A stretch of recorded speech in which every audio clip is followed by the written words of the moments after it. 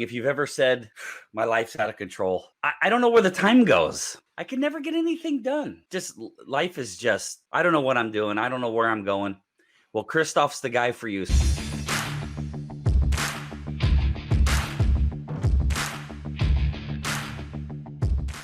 Hey, Christoph. Hey, everybody. Thanks for getting on this morning. So my name is Rick Silva, the founder of One Referral Away, which is a YouTube channel, and it's also a referral training course. I help people get more referrals so they don't have to cold call. Today, we're here with Christoph Nauer. Hi, Christoph. Hello, Rick. Thanks for having me. Thanks for being on with me. So I've known Christoph for a long time. Christoph's been my coach off and on for 6 or 7 years. And I want to give a formal introduction to Christoph, and then we're going to start asking Christoph questions. So Christoph Nauer, certified as both a business and life coach, was born and raised in Zurich, Switzerland, now lives in Lafayette, California. He holds a BA in business and teaching credentials from Switzerland, a master's degree in theological studies, and recently was certified by Brian Tracy as a time management master. As the founder of Balance 6, he specializes in helping business owners prioritize their focus and develop systems so they can make more money, work a lot less, and have time for a better personal life. By balancing 6, money, health, relationship, time management, self-improvement, and higher power. In the process, his clients dramatically increase their productivity and their time off. Christoph's been married for 30 years and has 3 adult children. And welcome, Christoph. Yay, Christoph. Hey, thank you.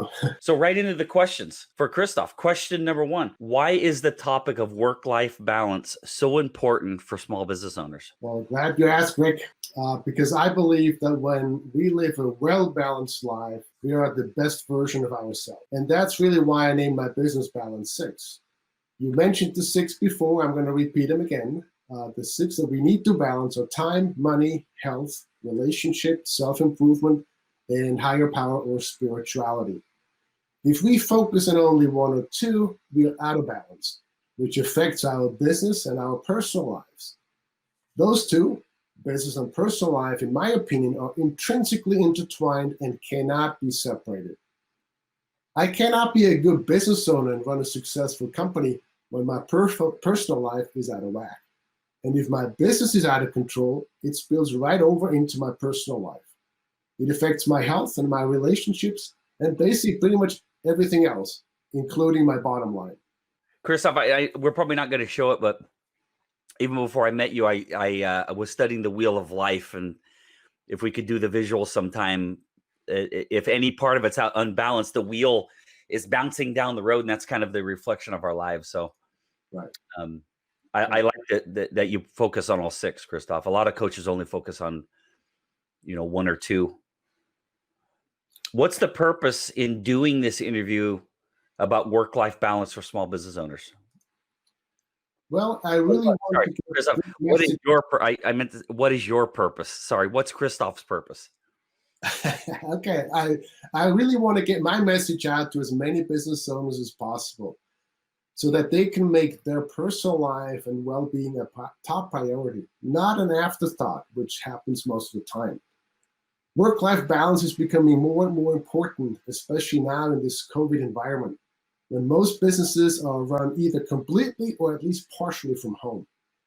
So my goal is to help as many business owners as possible avoid the pitfalls of putting themselves last, to establish and stick with office hours, with the ultimate goal to limit them to about 40 or so per week, so that they have more quality time with loved ones. This is all in keeping with my mission.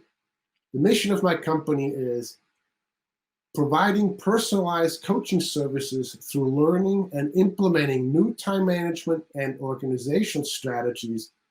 Balance Inc. helps business owners spend time more efficiently and effectively to increase profits and time off, creating the ideal business and life, freeing up time to travel and having quality time with loved ones. Christoph, how important is the work-life balance information you're about to share for small business owners' success? In my opinion, it's critical. And let me tell you a story to illustrate my point. Most people have never heard of Christoph Nauer, but most of them have heard of Carl Jung. Carl Jung happens to be Swiss like myself. He happened to have a house on the Lake of Zurich. I grew up in the outskirts of Zurich, but not on the lake. So one day, he gets a call from a very influential person, and she insists on seeing him on Wednesday afternoon at 2. So Carl said to her, "I'm sorry, I cannot meet you at that time. I already have an appointment." The lady was not happy with that. So, and she happened to be on the lake on a boat driving by Carl Jung's house that afternoon and seeing him in the backyard dangling his feet in the water. Now, of course, she got really upset. When she got home, she called him up and ranted and raved and said, "How dare you? You lied to me. You said you had an appointment and you could not meet with me." And Carl calmly said, "No, I did not lie to you. I had the most important appointment of the week, an appointment with myself." And I like to share this story because it really illustrates my point. And again, using Carl Jung versus Christoph Nauer is a lot more powerful in my opinion.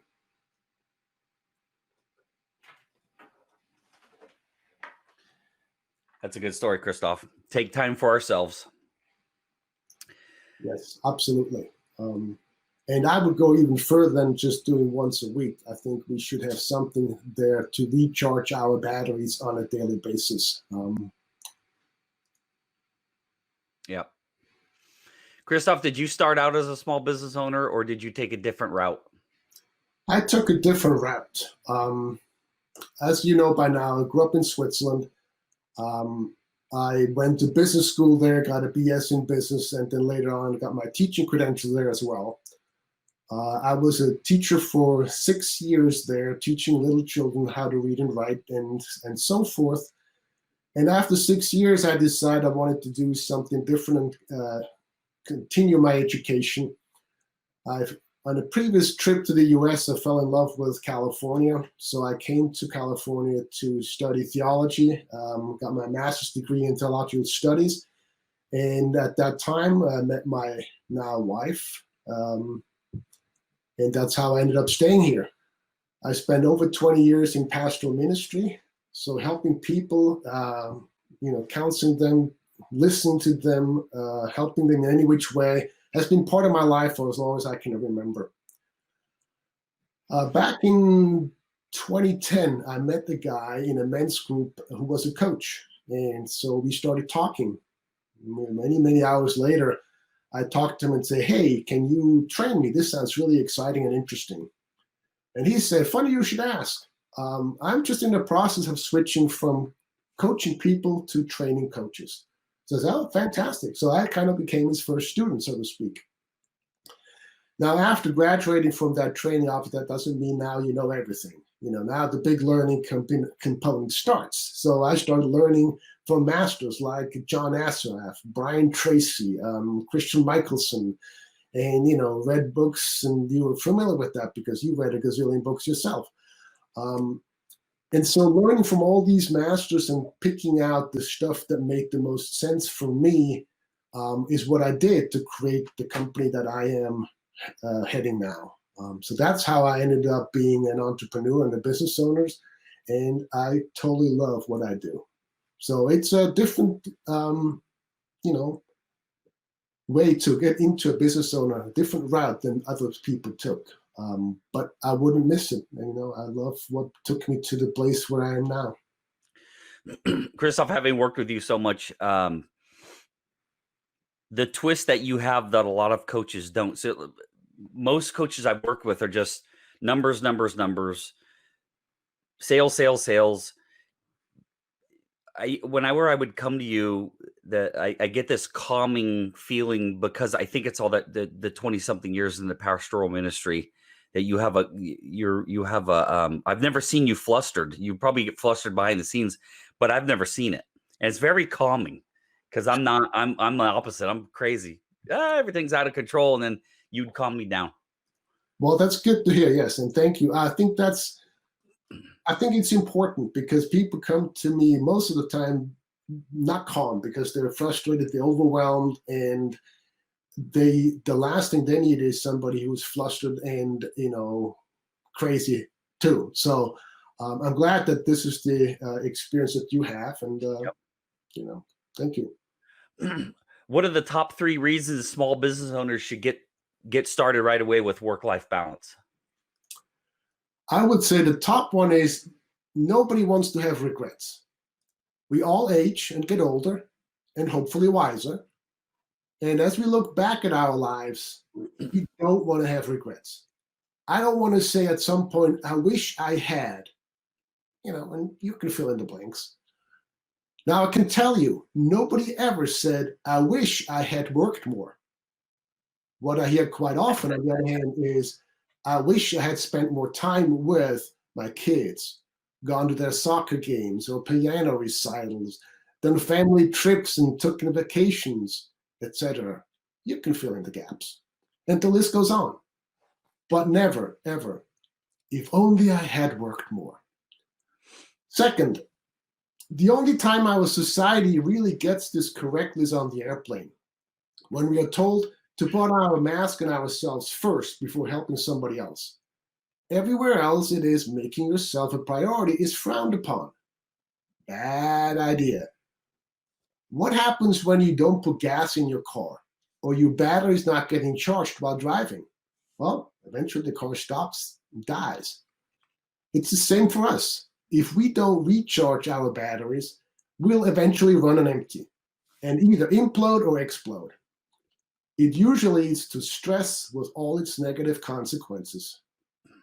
That's why I think small business owners need to start now, not later, because later may never come. Third, it's about setting an example for your kids and employees. A good leader leads by example, not demands. I need to walk the talk. I need to practice what I preach. If I ask a business owner, what's most important to you in your life? The answer usually is my family.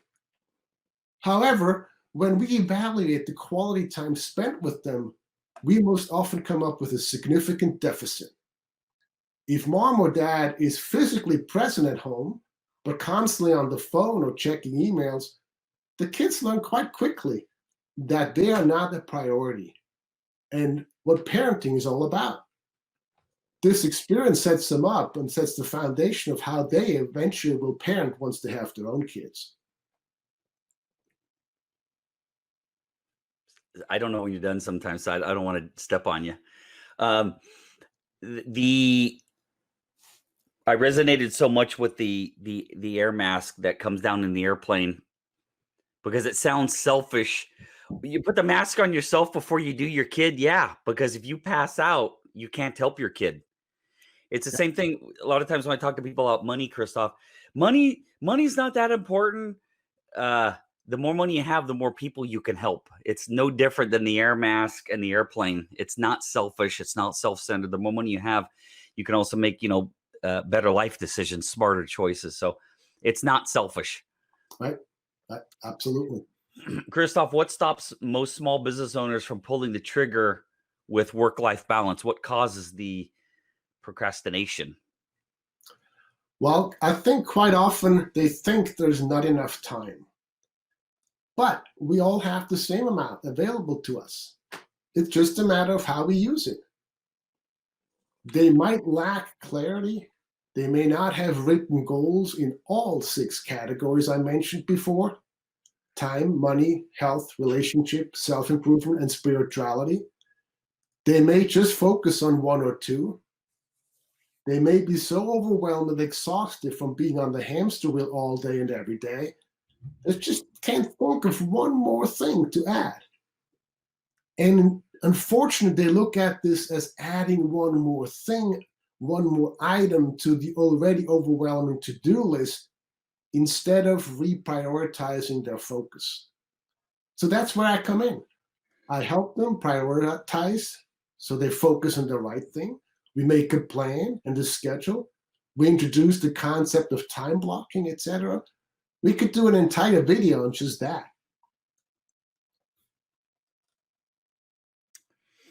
Christoph, what's the first step every small business owner should take to get started, at least to get started with work-life balance?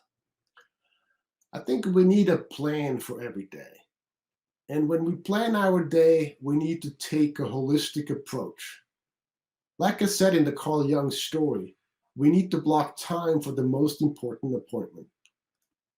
Here, I want to give you a few questions that you can ponder to plan your ultimate day.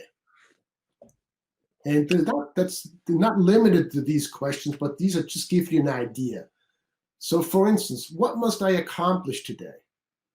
What project do I need to focus on? Who do I need to follow up with today? What do I need to do to make progress? What prospect do I need to call today? What appointments do I have or need to make? How will I improve my health today? What meals will I have and where? What time will I get up or go to bed? What phone calls do I need to make? What spiritual activity will I do today for myself? What will I do for my spouse or my family? What will I delegate? What will I do for myself? What are the two most important outcomes for today? Mm. When you think about what time will I go to bed, that might sound like a silly question. But a client of mine mentioned that it's been a problem for her. So we talked about it and discussed possible solutions. For instance, set an alarm for time to get ready for bed and an alarm for lights out. Sounds silly? Yes, but it can work. And I know it worked because she told me later on. So block 15 minutes or so on your schedule to answer these questions. Feel free to change or edit them, but be sure to answer them when planning your days and weeks. If you think you don't have time to plan, think again. 1 minute of planning can save you up to 10 minutes in execution. Christoph, just Marcella and I have been we do our individual planning. We get together every Sunday. I don't think we've missed a Sunday in 9 years. We usually spend an hour to an hour and a half on every single Sunday planning the week. Mm-hmm. That's probably attributed in 9 years, 2.5 million in income on top of what we've earned. And now we make, 3 times more, 4 or 5 times more than 5 times more than we did 5 years ago. And we work about 15 hours a week. And it's because of all the planning. It's because of the thinking ahead. You've probably read this book. I think it was Sue Grabhorn. I can't remember if that was her name or not. Wrote the book, Never Check Email in the Morning. I notice a lot of people, they wake up in the morning, they check their email to see where their day is going to go. No, my email does not lead my life. My life leads, and then email gets checked when it gets checked. But a lot of people are very reactionary. They open up their inbox and that's where their day goes. And then at the end of the day, I didn't get anything done yet because you let Facebook and your emails lead your life. Yeah. Brian Tracy says the same thing. Absolutely. That's not how you start your day. It could be, a meditation or a cup of coffee and a chat with your spouse or whatever it is. But, develop a routine and stick with that routine. And like you said, checking emails is not part of it. Right. Unless you're really good at not letting it freak you out, then you shouldn't do it in the morning. Right. Christoph, what's the biggest pitfall small business owners need to avoid when getting started with work-life balance? I think it's called procrastination, probably the biggest one. Now, I'm going to be a little controversial here, and I say that there's 2 types of procrastinations. One you need to avoid, and one you need to learn and practice. So let's focus on the one you need to learn and practice. It's called proactive procrastination, and it is considered the most effective of all personal performance techniques. The fact is, we can't do everything. So we need to procrastinate on some items. As such, you need to deliberately and consciously delay working on small tasks and need to put off less important items and do the most critical ones first. We all procrastinate, Sometimes I'm saying I have a master's degree in procrastination, and I think some of the listeners would probably agree with that. The difference between high and low performers is determined by what they procrastinate on. We need to procrastinate on low-value tasks. What are your low-value tasks? Look at everything you do in a day. Write it all down. If it's not written down, it's not committed. Make a list, and you'd be surprised to see the long list of everything you do. And remember, self-care is not a low-value item, despite the message you're getting from our society. Now look at these tasks that you need to get done and ask, who could do what? What could I outsource, delegate, eliminate, and most of all, what can wait? What can you procrastinate on? And what can you not procrastinate on? And by now, you'll probably hear me say my next words. Self-care and work-life balance fall into this category of not procrastinating on. Here's a direct quote from my mentor, Brian Tracy. You can get your time and life under control only to the degree to which you discontinue lower value activities. And one of the most important words a business owner has to learn is the word no. When Warren Buffett was asked what his secret of success was, he puts it this way. Simple, he said. I just say no to everything that is not absolutely vital to me at this moment. Now, if you currently don't do this, I highly recommend you start practicing it. Say no graciously, but firmly, to avoid agreeing to something against your will or something that is just not realistic. Unless, of course, you have plenty of spare time. To make this step a little easier, you can ask for time. And this little nugget actually made one of my clients more money than my coaching fee. So I don't know if I should give it away, but here it is. Instead of saying right away, yes, I do that, I can do that for you, say, let me check my calendar and get back to you. Bye, and give them a time, maybe 24 hours or so. This allows you to check your calendar to make an informed decision and not rush into it. Can you realistically take this on under the condition outlined by your client? This will free up time, and the time that you then can use for self-care. So if you want to get some homework, here it is. Identify low-value activities. How much time do you spend on them? Which ones can you delegate? And which ones can you altogether eliminate? Then spend the time you gain on activities that recharge your batteries. Ultimately, you have to ask yourself constantly, what's the most valuable use of my time? Or your MVU, as I like to say. And here I go again. Self-care needs to be included in your MVU.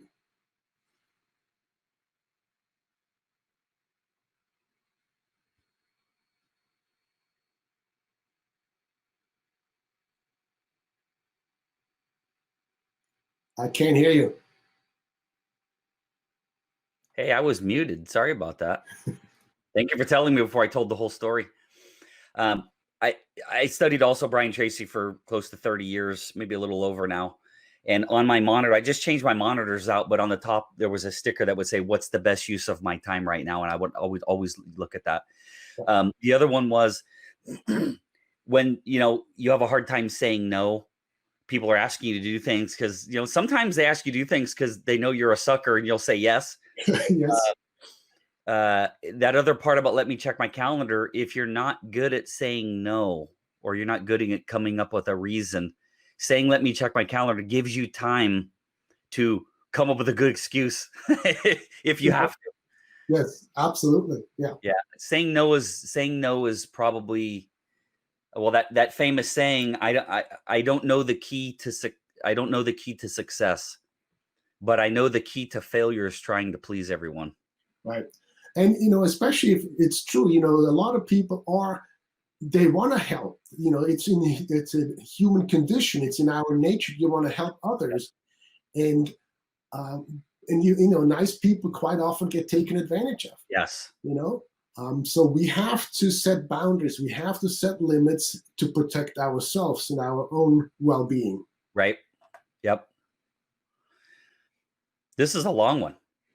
What would you say to a small business owner who thinks they don't have enough time to get started with work-life balance? How can they get started effectively? I'd say start out slowly. You know the saying, how do you eat an elephant? One bite at a time. Okay.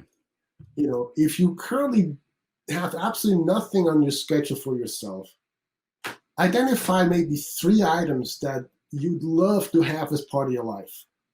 Something that would recharge your batteries and would make a huge difference in your life if you could do them on a regular basis. Now, these items are different for each person. Here are some examples from previous clients. Writing, journaling, calling a friend, taking a walk, listening to music, watching a comedy, swimming, reading, etc. I don't know what it is for you, but you do. So write these items, and maybe just 3 on a sticky note, and then post the sticky note on your bathroom mirror. So it's in your face. You can't miss it. Now, about once a week, you need to move the note to a different location because it eventually becomes part of the furniture until you don't notice it any longer. But put it somewhere so you will see it regularly throughout the day to remind you, okay, it is time for you to do something for yourself. And of course, eventually this has to become part of your schedule, etc. But this is an easy way to start, just to raise the awareness on a daily basis.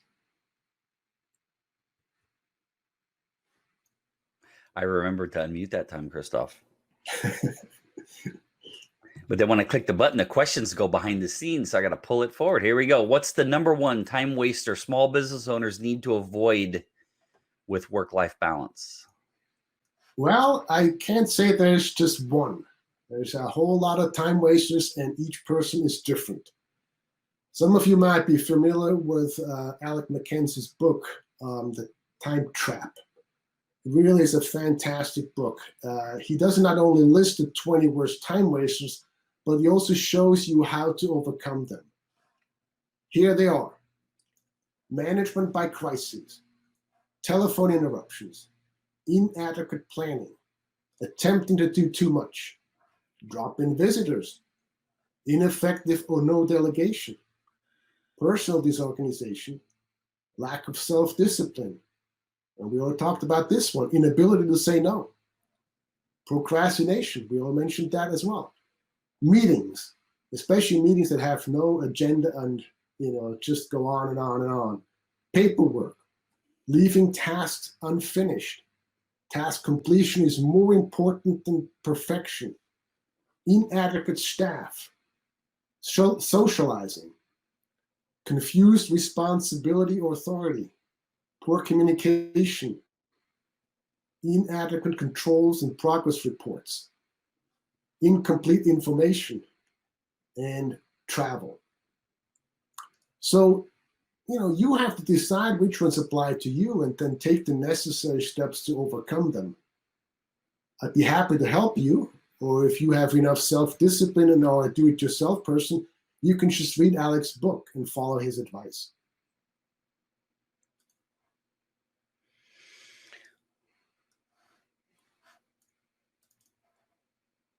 Christoph, how can we get more information about, let me reread this. How can we get more information about what you are doing? Website, LinkedIn, Facebook. Let me make sure I have it running here. Let me take all my stuff off. There we go. There we go. Anything you want to give out? Any Facebook pages, any groups you have? LinkedIn, Facebook, anything you got? Yeah, I'm present on LinkedIn. I'm present on Facebook. My website has everything you need to know. I do a monthly time management 101 training via Zoom. Again, you can access this on my website and register for that. So yeah, those are the sites I'm available. You can't miss me. Okay. My websites are linked to my social media sites. Okay. Before we go, Christoph, one last question. If you want to, do you have any case studies you'd like to share real quick? Yes, let me a couple examples here. So there was a dentist who came to me because his wife was upset. He brought work home.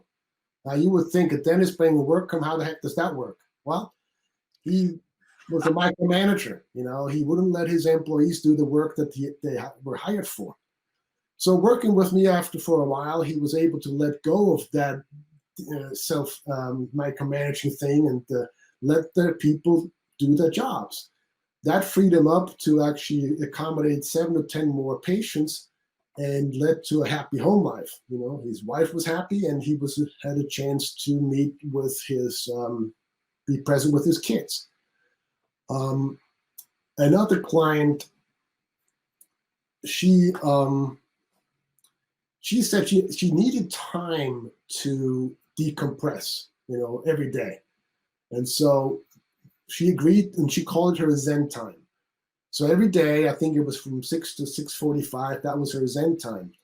And then when she didn't do that, she told me that it was really affecting her business, her personal life, her relationship, and everything. So once she blew off the things to do for herself, it affected her life, her business. The third example was a single mom, 4 kids, trying to launch her real estate business. And so, of course, she was working insane hours, was all over the board, and she came to me and said, I can't go on like that. And I said, I agree. And so I started to introduce her to office hours. And she said, oh, you don't understand my industry. That's impossible. I'm going to lose business. I said, okay, you're right. I don't understand your industry. I'm not a realtor. I'm a coach. But I can tell you, if you don't do anything to change that, your kids will not see you, or your kids will regret the fact that you have never had time for them.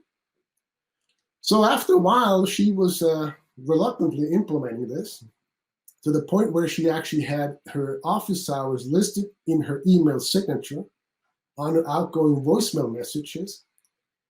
And now she's running a very successful business. She has a team of 5 or 6 realtors on her team. Oh. Her kids got to see her and spend quality time with her. So that was just fantastic to hear, her sharing that with me after working with me. Yep. So those are a couple things that I can come up with. There was a client too who said to me, so wonderful. You give me permission to put myself first. I was like, wow. Yes. Yeah. I'm important enough to take care of myself. I deserve it. We all deserve it. So all I'm saying now, put yourself first, not last, and start today, now, not later. I'm clapping for that. Yay! Hopefully people are watching this clapping if they watch the whole thing. Christoph, thank you for your time. Pleasure. Thanks for having me. I've known you for a long time. You've helped me a lot.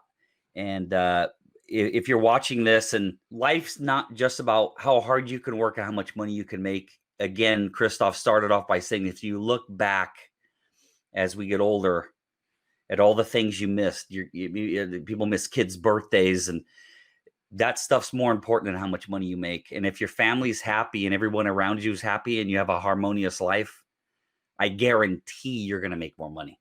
Guaranteed. Because you're not going to have all this conflict dragging you down. So Christoph, again, thank you for your time. Everybody, real quick, I'm going to click this button so you can see where this is going to be. The replay is going to be on YouTube at One Referral Away. If you're watching this, there's a chance you're watching it on One Referral Away. I hope you enjoyed it. Please like and subscribe for more interviews. Christoph, thank you very much. We'll talk to you soon. Sounds good. Thanks a lot. Appreciate it.